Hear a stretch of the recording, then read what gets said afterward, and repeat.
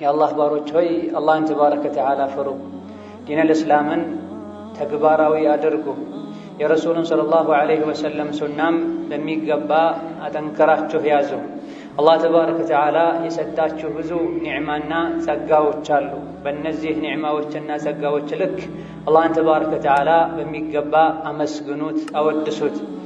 አላህ ከሰጠን ኒዕማዎች መሃል አንዱ የረመዳን ወር ነው።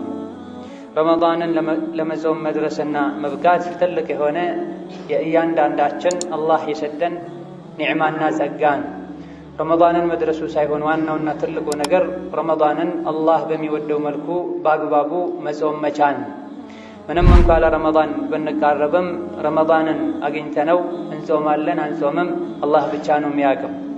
ስንትና ስንት አምና ከኛ ጋር የጾሙ ዘንድሮ በመሃላችን የሌሉ ቀብራቸው ላይ ሳር የበቀለባቸዋል። ከእኛ ውስጥም ስንትና ስንት በተቀሩ ሰዓታት ዱንያን ሊለዩ ልንሰግድባቸው ልንቀብራቸው የምንችል ሰዎች ይኖራሉ። ትልቁ ነገር ረመዳንን አላህ በሚወደው መልኩ ለመጾም መብቃት ነው። እነሆ ረመዳን ለሙእሚኖች የወሮች ሁሉ ምርጥ ወር ነው። ለሙናፊቆች ደግሞ እጅግ በጣም ከባድና አስቸጋሪ የሚባል ወር ነው። ኢማም አሕመድና ኢማሙል በይሀቂ ከአቡ ሁረይራ ባስተላለፉት ሐዲስ ነቢዩ ዓለይሂ ሰላቱ ወሰላም ይህ የተከበረ ወር ከእናንተ ተቃርቧል፣ ወደ እናንተ መጥቷል። ለሙእሚኖች እንደ ረመዳን ያለ መልካም ወር የለም፣ ለሙናፊቆች ደግሞ እንደ ረመዳን ያለ ከባድና መጥፎ የሚባል ወር የለም። እነሆ አላህ የረመዳንን ወር አጅሩን ምንዳውን ገና ረመዳን ከመግባቱ በፊት ለጿሚዎች ለሙእሚኖች ይጽፋል፣ ያዘጋጃል። እንደዚሁ ደግሞ ረመዳን ውስጥ ያሉ ቅጣትና ወንጀሎችንም ለወንጀለኞች ለሙናፊቆች አስቀድሞ ይጽፋል። ይህ የሆነበት ምክንያትም ሙእምን ገና ረመዳን ከመምጣቱ ዝግጅት ያደርጋል፣ ለኸይር ነገር ይዘጋጃል። አላህ ተባረከ ወተዓላ የሰዎችን ንያ ነውና የሚያየው ኸይርን ለመስራት በመዘጋጀታቸው በመወሰናቸው አስቀድሞ አላህ አጅራቸውን ያዘጋጃል፣ ይጽፋል። በአንጻሩ ደግሞ ሙናፊቅም ለወንጀሉ ሙእሚኖችን ለማማት ስጋቸውን ለመብላት የሙእሚኖችን ዐውራና ገመና ለመከታተል የሚዘጋጅበት ወር ነው። አስቀድሞ ለሸር በመዘጋጀቱም አላህ ለሙናፊቅና ላስመሳይ ላስቸጋሪ ሰውም ወንጀሉን ቀድሞ የሚጽፍበት ወር ነው። ረመዳን ለሙእሚኖች የሙርኮ ወር ነው፣ የእድል ወር ነው፣ የንግድ ወር ነው። ለሙናፊቅ ደግሞ የቅጣትና የስቃይ ወር ነው ብላ እነሆ ይህን ሐዲስ በተጨባጭ ሓሉን ሐቂቃውን ማየት እንችላለን። ሙእሚን የሆነ በአላህ የሚያምን በመጨረሻው ቀን የሚያምን ለአኼራ ስንቅ የሚሰንቅ ረመዳን ሲመጣ ይዘጋጃል። ብዙ ሰዎች ዘካ የሚያወጡት ረመዳን ላይ ነው። ቤተሰቦቻቸው የሚያስደስቱት ረመዳን ላይ ነው። ለምስኪን የሚያበሉት ዝምድና የሚቀጥሉት ረመዳን ላይ ነው። ይሄ የኸይር ዝግጅት ነው። እነዚህ አይነት ነገሮችን አላህ ይወዳቸዋል። አስቀድሞ ይሄን ላሰበ ሰው አጅር ጽፍለታል። በአንጻሩ ደግሞ የእስላም ጠላቶች ሙናፊቆች፣ አስመሳዮችም በማወቅም ይሁን ባለማወቅ ሸይጣን የተጫወተባቸው ሰዎች ረመዳን ሲመጣ ሰዎችን ከመስጅድ ለማራቅ ከአላህ ለማራቅ የበኩላቸውን ጥረት ያደርጋሉ። የቁርአኑ የዱዓው የዚክሩ ወር ላይ ፊልምን፣ ሙዚቃን፣ ከሙዚቃ ያልተናነሱ ነሺዳዎችን እያዘጋጁ ሰዎችን ከቁርአን የሚያርቁበት ሁኔታም አለ። ለእነዚህ ረመዳን የቅጣትና የአዳብ ወር ነው የሚሆን በሰሩት ስራቸው ነው። ረመዳን የተደነገገው የሰው ልጆች የአላህን ፍርሃቻ ልብስ የለብሱበት ዘንድ ነው። በተጨባጭ አላህን መፍራት ወንጀልን መተው እንደሚቻል ያረጋግጡበት ዘንድ ነው። ሐላል የሆነውን ምግብና መጠጥ ረመዳን ላይ እየተወን ቀን ጾመን ውለን ማታ ላይ በሐራም የምናፈጥር ከሆነ ቀን ምግብና መጠጥን ትተን የሰው ስጋ ምንበላ ከሆነ የጾም ዓላማ አልገባንም፣ አልተረዳንም። ጾም ዋነኛ ዓላማው ዒላው ለዓለኩም ተተቁን አላህን ትፈሩ ዘንድ ነው። አላህን መፍራት ማለት ያዘውን መታዘዝ የከለከለውን መከልከል ማለት ነው። ኸይር ሥራ በመስራት ወንጀልን በመተው በእኛና በአላህ ቅጣት መሃል ግርዶሽን መጋረድ ማለት ነው። ወንጀል የሚሰራ ሰው ከአላህ ቅጣት የሚከለክለው መጋረጃ የለው። ዋጅብን የሚተው ሰው ከአላህ ቅጣት የሚጋርደው መጋረጃ የለው። ኸይርን በአግባቡ የሚሰራ ወንጀልን የሚተው እሱና በጀሃነም መሃል አጥር ይታጠራል፣ ጀሃነም አታገኘው። እነሆ የረመዳን ዋነኛ ዓላማ ይሄ ነው። ሰውነታችንን ከሐራም መጠበቅ፣ መጥፎ የሚባልን ነገር በሙሉ መተው፣ ማታለልን፣ ማጭበርበርን፣ ሰዎችን መበደልን እንድንተው ነው ረመዳን የመጣው።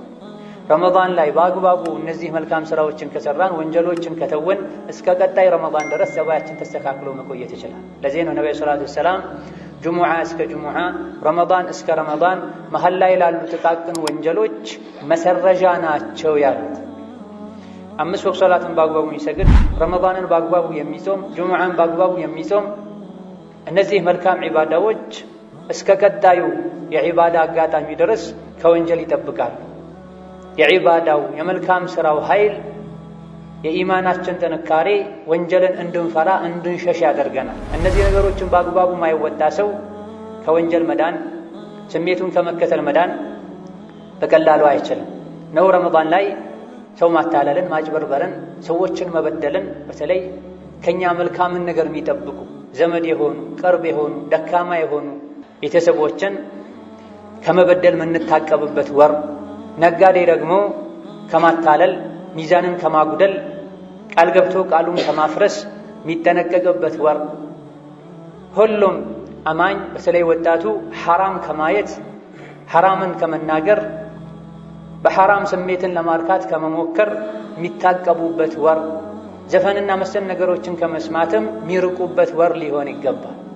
ጾመኛ ሆኖ ዘፈን የሚሰማ ጾመኛ ሆኖ ሐራም የሚያይ እነዚህ አላህ የሚጠላቸው ስራዎች የጾሙን አጅር ይቀንሱታል። ጾመኛ ሆኖ የሚዋሽ፣ ሰውን የሚያማ፣ ሰውን ለማጣላት ብሎ ወሬን የሚያመላለስ፣ ሰውን የሚሰድብ የጾሙ አጅር ይቀንሳል። ጾሙ ዋጋ አይኖረው፣ ምግብ መጠጥ መተው ብቻ ይሆናል። ሌላ ጊዜው እንኳ ሰው መጥፎ ቃል ሲናገረን መልስ መስጠት ተፈቅዶልናል። ሌላ ጊዜ ከረመዳን ውጪ ሰው መጥፎ ቃል ከተናገረን መልስ መስጠት ተፈቅዶልናል። ላ ዩሒቡ ላሁ አልጀህረ ቢሱኢ ኢላ መን ዙሊም ብለው መጥፎን ቃል መናገር አላህ አይወድም ለተበደለ ሰው ለተሰደበ ሰው ካልሆነ በስተቀር ብላ። ረመዳን ላይ ግን ተሰድበን እንኳ ተነክተን እንኳ አጸፋ እንዳንመለስ ረሱሉ ሰለላሁ ዐለይሂ ወሰለም መክረውናል፣ አደብ አስይዘውናል። ወኢን ሳበሁ አሐዱን አው ሻተመሁ ፈልየቁል ኢኒ ሷኢም ብላ። ጾመኛ የሆነ ሰው አንድ ሰው ቢሰድበው የሌለበትን ቢለጥፍበት መልስ አይስተው፣ እኔ ጾመኛ ነኝ ይበል ብለዋል ነብዩ ሰለላሁ ዐለይሂ ወሰለም። የጾምንበትና ያልጾምንበት ቀን አንድ ሊሆን አይገባም።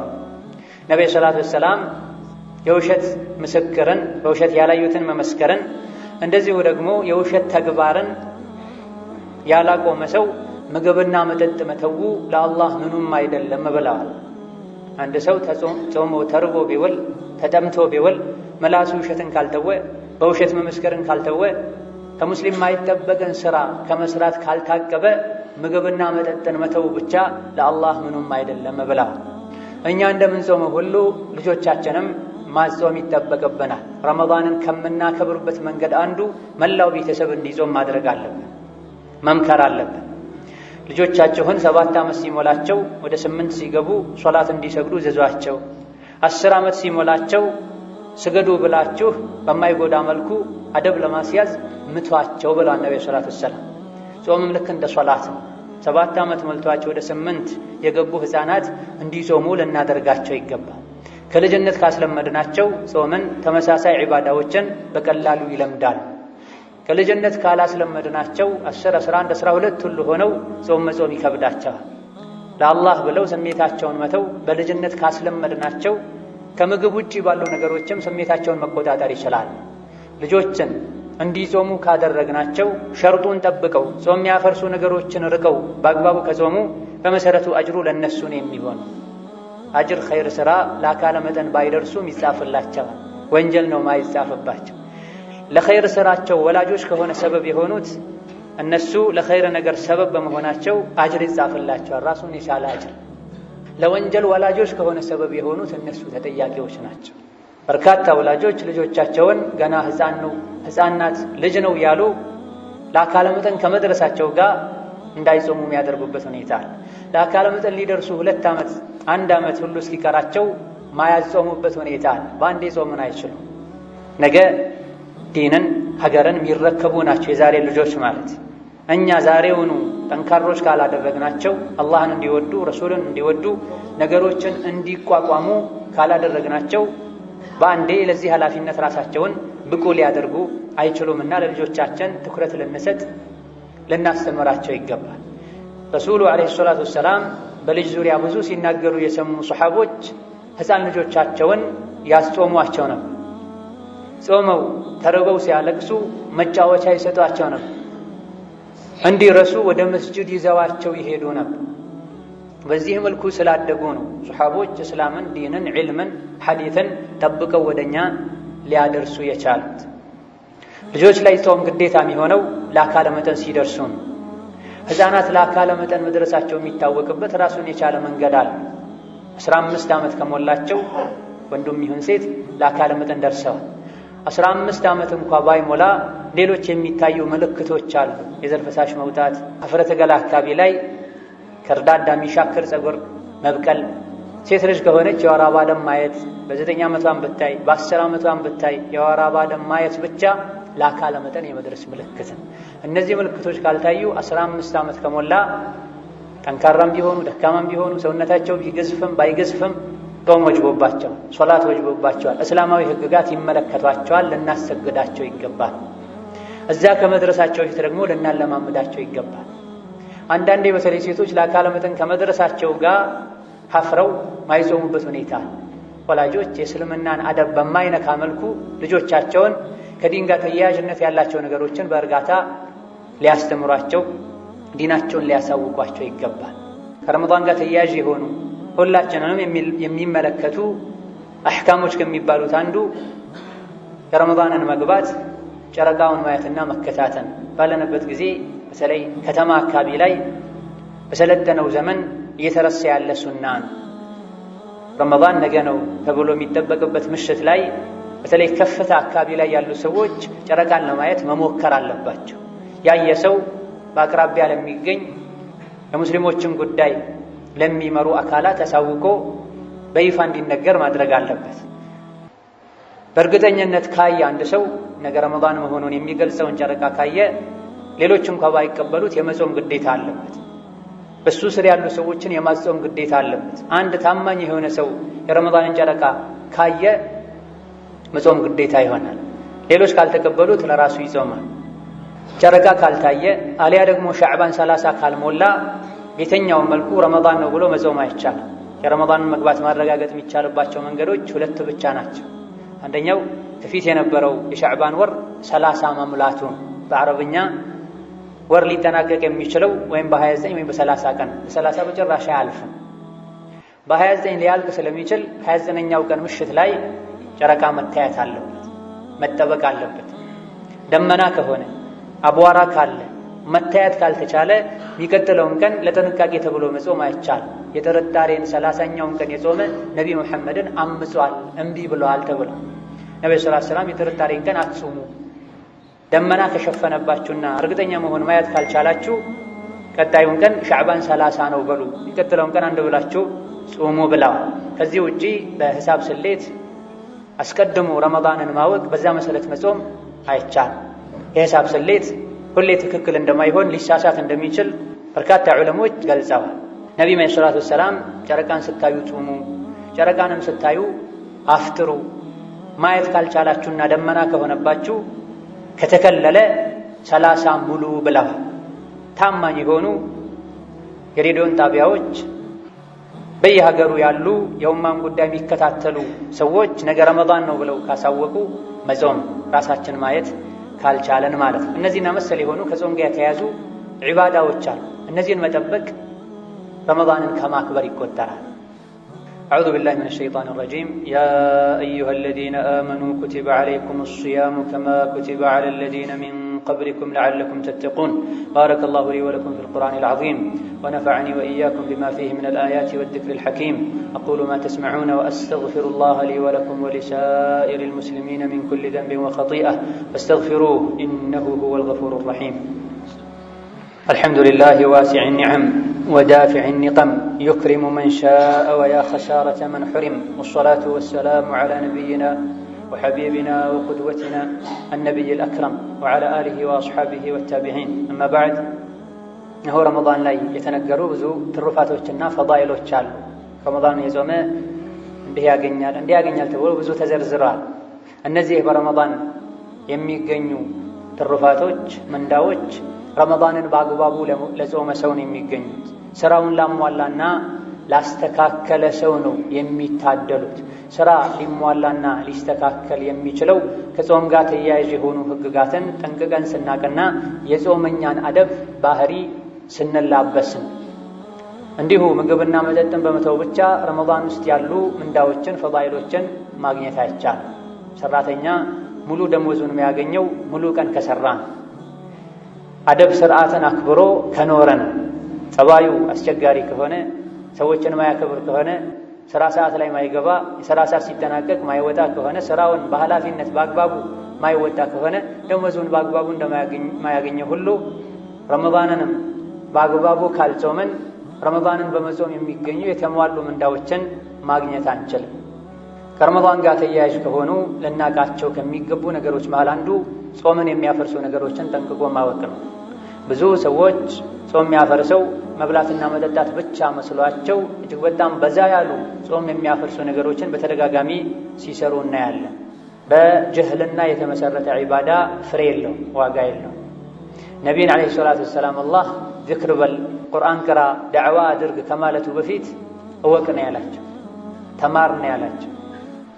ነቢይም ዓለይሂ ሰላቱ ወሰላም እውቀትን መፈለግ እያንዳንዱ ሙስሊም ላይ ግዴታ ነው ብላ አላህ ኸይርን የሻለት ሰው የዲንን ግንዛቤ ይሰጠዋል ብላ።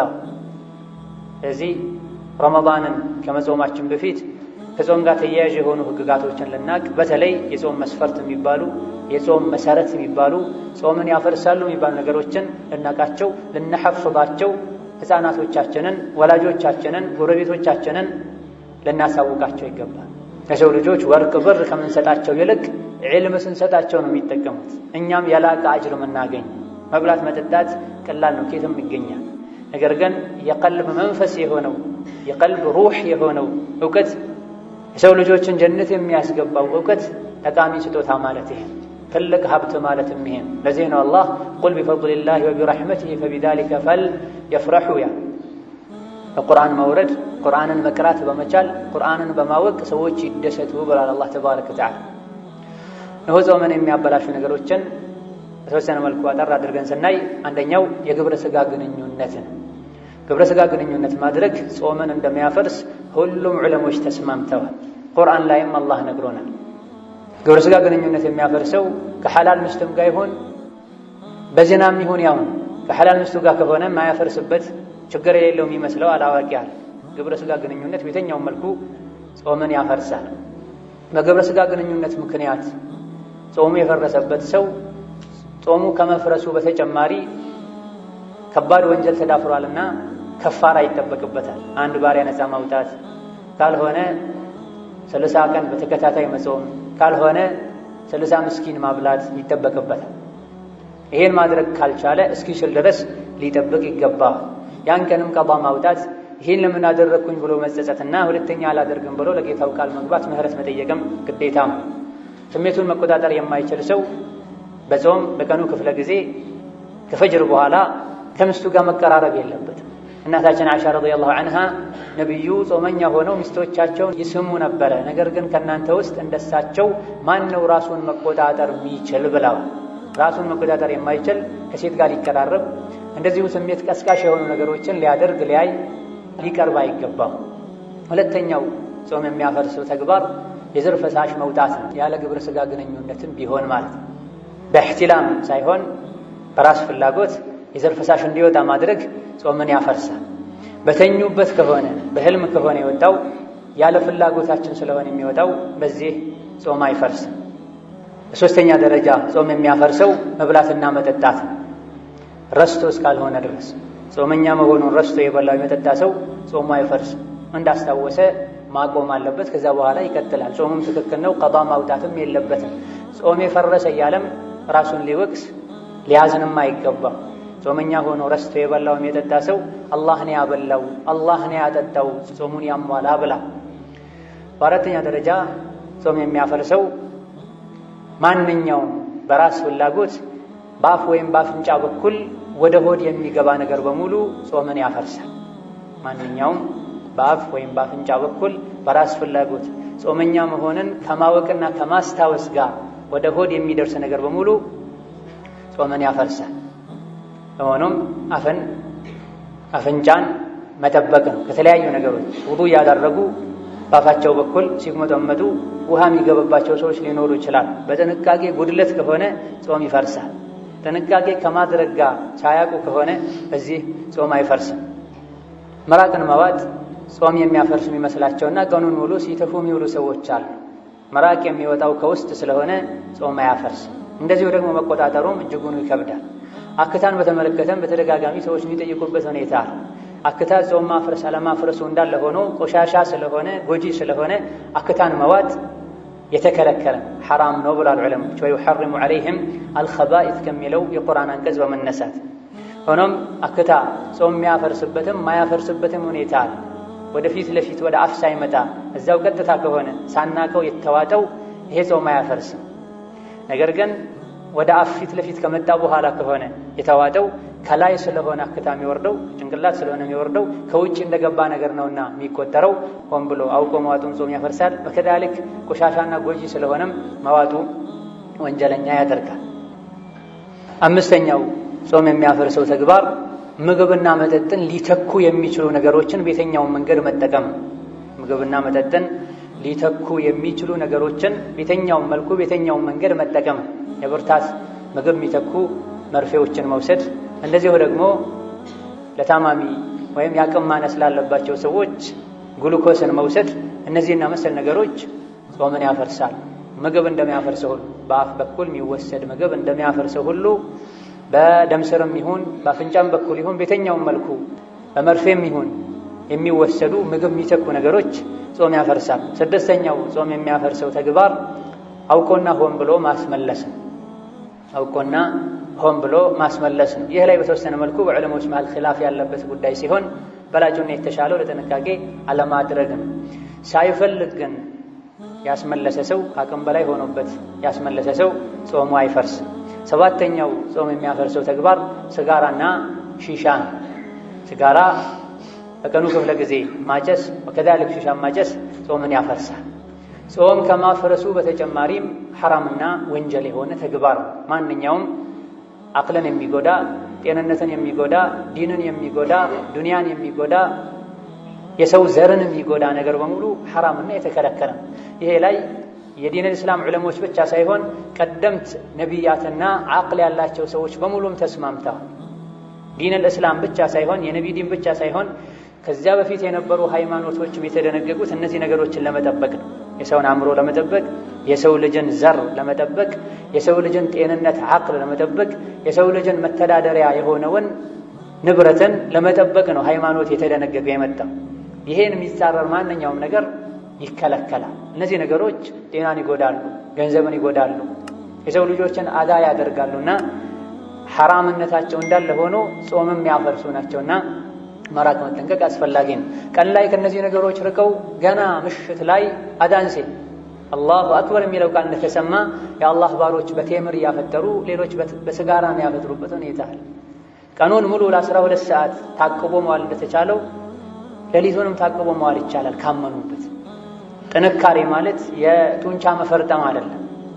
ጥንካሬ ማለት ማይጠቅምን ነገር መተው፣ የሚጎዳን ነገር አለማድረግ። ስምንተኛው ጾም የሚያፈርሰው ተግባር ሒጃማን ወይም ዋግምት ከሰውነታችን በዛ ያለ ደም እንዲወጣ ማድረግ ማለት ነው። ነብዩ ሰለላሁ ዐለይሂ ወሰለም ተርሚዚና ሌሎችም በዘገቡት ሐዲስ አፍጠረ አልሓጅም ወልመሕጁም ብላ ዋግምት የሚሰራለትም የሚሰራውም ጾማቸው ፈርሷል ብላ። ሌላ ሶሒሕ በሆነ ከዚህ በተሻለ የሶሒሓ ደረጃ ላይ ባለ ቡኻሪ በዘገቡት ሐዲስ እሕተጀመ ወሁወ ሷኢም ነብዩ ሰለላሁ ዐለይሂ ወሰለም ጾመኛ ሆነው ሒጃማ ዋግምት ተሰርተዋል የሚል ዘገባ አለ። ሁለቱ እንዴት ነው የሚስማሙት ብለው ብዙ ሙከራ ለማስማማት ሙከራ ያደረጉ ዑለሞች አሉ።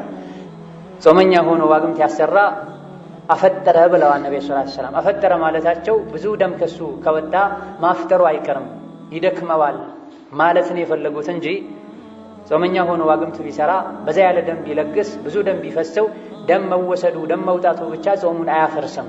ገና ብዙ ጊዜ በብዛት ደም መውጣቱ ጾም መፍረስን ያስከትላል ማለት ነው የፈለጉት። ዋግምት አሰርቶ ራሱን ሳይስት መቆየት የቻለ ሰው ጾሙ አይፈርስም ብለው የፈሰሩ አሉ። ለምን ሲባል ቡኻሪ ላይ ነብዩ ሰለላሁ ዐለይሂ ወሰለም ጾመኛ ሆነው ዋግምት ተሰርቶላቸዋል የሚል ዘገባ ስላለ። ሌሎች ዑለሞች ነብዩ ሰለላሁ ዐለይሂ ወሰለም ጾመኛ ሆነው ነበረ በዕለቱ ነገር ግን ዋግምት አሰሩና አፈጠሩ የሚል መልእክት ነው ያለው ብለው። ሆኖም ሰፊ ኺላፍ አለበት። በላጩና የተሻለው ጾመኛ ሆኖ ዋግምት ለማሰራት በዛ ያለ ደም እንዲወጣ አለማድረግ ነው። ለምርመራ ለናሙና ደም ቢወሰድ ምንም ችግር የለውም። ኖርማል መርፌ ሰዎች ቢወጉ ምንም ችግር የለውም። በላጩና የተሻለው እነዚህና መሰል ነገሮችን በማታው ክፍለ ጊዜ ማድረግ ነው። ዘጠነኛው ጾም የሚያፈርሰው ተግባር ጾምን ለመፍታት መወሰን። ጾመኛ ከመሆኑ ጋር ባይበላ እንኳ እኔ እበላለሁ ዛሬ አልጾምም ብሎ ከወሰነ አንድ ሰው ጾሙ ይፈርሳል። ምክንያቱም ኢነመል አዕማሉ ቢንኒያት ብለዋል ነብዩ ሰለላሁ ዐለይሂ ወሰለም። ወከዛሊክ ጾመኛ የሆነ ሰው ንያው ከሱ ቀኑን ሙሉ መለየት የለበትም። የሆነ ሰዓት ላይ ንያው ከተበላሸ ሐሳቡን ከቀየረ ባይበላ እንኳ እንደበላ ይቆጠራል። ስለዚህ ከሱሑር ሰዓት ከፈጅር ሰዓት ጀምሮ እስከ መግሪብ ድረስ ንያችን አብሮ ሊቀጥል ይገባል። በላለው ብሎ ወስኖ ኋላ ላይ እንዳይበላ የሚያደርገው ምክንያት ተፈጥሮ እንጂ ያላቆመ ሰው ወይም ከመብላት ያልታቀበ ሰው ጾሙ ይፈርሳል ባይበላም ማለት ነው። ነገር ግን እንዲህ ነገር ካገኘው ብሎ አንጠልጥሎ ከሆነ እዛ ከመድረሱ በፊት ሳያጣው በራሱ ፍላጎት መልሶ ከቀጠለ ጾሙ አይበላሽም ያሉ ዑለሞች አሉ። ሆኖም ከኺላፍ ለመውጣት መጠንቀቅና ንያን ጠብቆ መዋል አስፈላጊ ነው። አስረኛው ጾም የሚያፈርሰው ተግባር የወር አበባ ደምና የወሊድ ደም መውጣቱ። ሴት ልጅ ጾም ከጀመረች በኋላ የወር አበባ ደም ብታይ የወሊድ ደም ብታይ ሚጥ በጀመራት ጾሙ ይበላሻል። ቀኑን ሙሉ ጾማ ውላ 2 ደቂቃ 3 ደቂቃ ሲቀረው እንኳ የወር አበባ ደም ብታይ ፀሐይ ሳይጠልቅ በፊት ጾሙ ይበላሻል። ቀዷ ማውጣት ይጠበቅበታል። 11ኛው የጾም የሚያፈርስ ተግባር ወይም የጾም መፍረሻ መንገድ አእምሮን መሳት ነው። ጾመኛ ሆኖ ሙሉ በሙሉ አእምሮን የሳተ ሰው በአእምሮ በሽታ በእብደትም ይሁን በማደንዘዣና በመሰል ነገሮችም ይሁን ሙሉ በሙሉ ራሱን የሳተ ሰው ጾሙ ይፈርሳል። 12ኛው የጾም መፍረስ ሰበብ አላህ ይጠብቀንና ከእስልምና መውጣት በንግግር ወይም በተግባር ወይም በሐሳብና በንያ ከእስልምና የወጣ ሰው ጾሙ ይፈርሳል። እምነት ላይ ዲን ላይ ቀልድ የለም። የኩፍር ቃል ተናግሮ አንድ ሰው ለቀልዴ ነው ቢል ከእስልምና ይወጣል፣ ጾሙም ይፈርሳል። ውስጡ ላይ እንኳ በሐሳብ ባይገልጸው በልቡ ከእስልምና የሚሻል ሌላ ዲን አለ ቢል አንድ ሰው ከእስልምና ይወጣል።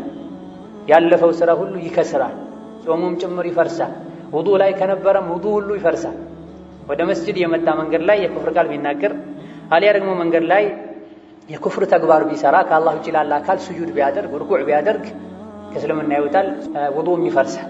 ረመዳን ከሆነ ጾሙም ይፈርሳል። እነዚህና መሰል የሆኑ ጾም የሚያፈርሱ ነገሮች አሉ። ልናቃቸው ልንጠነቀቃቸው ይገባል። እነዚህ ነገሮች በሙሉ ጾም የሚያፈርሱት አንደኛ ጾም እንደሚያፈርሱ እያወቀን ካደረግናቸው። ባለማወቅ እነዚህ ነገሮችን ያደረገ ሰው እንዳወቀ ማቆም አለበት እንጂ ጾሙ አይፈርስም። እንደዚሁ ደግሞ በእነዚህ ነገሮች ጾም የሚፈርሰው እያስታወሰ ካደረገ ነው። ጾም እንደሚያፈርስ ያውቃል። በተቻለው ያክልም ተጠንቅቆ እየጾመ ሳለ መሀል ላይ ረስቶ ቢጠጣ፣ ረስቶ ቢበላ፣ ረስቶ ቢያስመልስ ጾሙ አይፈርስም። ሶስተኛው እነዚህ ነገሮች ጾም የሚያፈርሱት በራሱ ምርጫ ካደረገ ተገዶ ካደረገ ጾሙ አይፈርስም። አስገድዶ ሰው ቢያበላው አንድን ሰው ጾሙ አይፈርስም። አስገድዶ ቢያጠጣው ጾሙ አይፈርስም። አስገድዶ በዛ ያለ ደም እንዲወጣበት ቢያደርግ አንድ ሰው ጾሙ አይፈርስም። ثم صلوا وسلموا على خير من صلى وصام فقد أمركم ربكم بذلك قائلا إن الله وملائكته يصلون على النبي يا أيها الذين آمنوا صلوا عليه وسلموا تسليما. اللهم صل وسلم وبارك على عبدك ونبيك محمد وعلى آله وصحابته وأتباعه إلى يوم الدين، وارض اللهم عن خلفائه الراشدين وبقية صحابته أجمعين وعنا معهم يا رحمن يا رحيم. اللهم أعز الإسلام والمسلمين، اللهم أعز الإسلام والمسلمين، اللهم انصر الإسلام والمسلمين، اللهم انصر الإسلام والمسلمين، اللهم انصر الإسلام والمسلمين، واحفظ ديننا من عبث العابثين وكيد الماكرين، وتولنا يا متولي الصالحين، وأصلح أمورنا أجمعين، واكفنا ما أهمنا من أمور الدنيا والدين. اللهم اكفنا ما أهمنا من أمور الدنيا والدين، اللهم اكفنا ما أهمنا من أمور الدنيا والدين، ولا تجعلنا فتنة للقوم الظالمين، واجعلنا اللهم هداة مهتدين غير ضالين ولا مضلين. اللهم اجعلنا هداة مهتدين غير ضالين ولا مضلين، اللهم اجعلنا هداة مهتدين غير ضالين ولا مضلين. اللهم احينا مسلمين وتوفنا وأنت راض عنا يا كريم يا كريم. اللهم احينا مسلمين وتوفنا وأنت راض عنا يا كريم يا كريم. اللهم أحسن عاقبتنا في الأمور كلها وأجرنا من خزي الدنيا وعذاب الآخرة. اللهم اجعل خير أعمالنا أواخرها، وخير أعمالنا خواتمها، وخير أيامنا يوم نلقاك. ووفقنا اللهم لبلوغ رمضان واستغلاله على الوجه الذي يرضيك عنا يا ربنا.